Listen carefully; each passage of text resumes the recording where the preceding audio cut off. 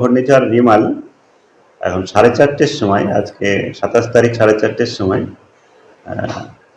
আমাদের বাংলাদেশের স্থলভাগ বাংলাদেশ, আমাদের কোস্টাল ওয়েস্ট বেঙ্গলের পাশে স্থলভাগে রয়েছে 22.2 ডিগ্রি নর্থের ল্যাটিচিউড, 89.3 ডিগ্রি ইস্ট লঙ্গিচিউড। এটা সাগর আইল্যান্ড থেকে 130 kilometre 130 kilometre east north east ডিরেকশনে আছে, আর ক্যানিং থেকে 65 কিলোমিটার ইস্ট ডিরেকশনে এর অবস্থান আছে।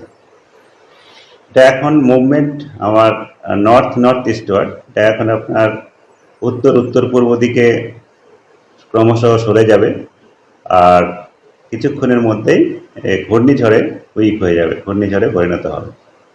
এখন প্রবল ঘূর্ণিঝড় আছে, কিছুক্ষণের মধ্যে এটা ঘূর্ণিঝড়ে উইক হয়ে যাবে। উত্তর পূর্ব দিকেই ক্রমশ সরে যাবে আর ক্রমশ দুর্বল হয়ে যাবে। আশেপাশে উইন্ড আছে, আর আমাদের প্রভাবে সর্বোচ্চ আমাদের ওই কলকাতাতে যে উইন্ড রিপোর্ট হয়েছে তাতে 74 kmph রিপোর্ট হয়েছে, দমদমে 91 kmph kilometre per hour report হয়েছে, আর 100 মোর দ্যান 100 যেরকম আমাদের এক্সপেক্ট ছিল, যেমন 110 ওইরকমভাবেই আমাদের অতিক্রম করার সময় স্পিড 135 সর্বোচ্চ ছিল।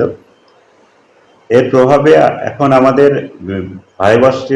অতি ভারী বৃষ্টিপাত হয়েছে। কলকাতাতে এখনো পর্যন্ত বৃষ্টিপাত হয়েছে 144 মিলিমিটার, দমদমে 85 মিলিমিটার, সল্টলেকে 97 মিলিমিটার, হলদিয়াতে 119 মিলিমিটার, আর দীঘাতে 69 মিলিমিটার, ডায়মন্ড হারবারে 94 মিলিমিটার, ক্যানিংয়ে 91 মিলিমিটার। এগুলো আমাদের যেগুলো রেগুলার অবজারভেশন পাই সেগুলো থেকে। এখন সকাল 8:30টার সময় আমাদের আরও অবজারভেশন আসবে, এরপরে ডিটেলস অবজারভেশন পাওয়া যাবে, তখন আপনাদের জানানো হবে। এখন যেটা আমাদের আওয়ারলি অবজারভেশন নেওয়া হচ্ছে এই কয়েকটা স্টেশনে, এর থেকে এগুলো রয়েছে। কলকাতা শহরে এখন আপনার এখনো মেঘলা আকাশ থাকবে, সঙ্গে সঙ্গে বৃষ্টিপাতও মাঝে মধ্যে হবে, 1-2 পশলা ভারী বর্ষা, ইন্টেন্স স্পেলও বৃষ্টি হতে পারে। আজকেও আপনার মূলত বিকেল পর্যন্ত আবহাওয়া খারাপ থাকার সম্ভাবনা কলকাতাতে। বিকেলের পর থেকে বা সন্ধ্যার পর থেকে ধীরে ধীরে উন্নতি হবে আবহাওয়া।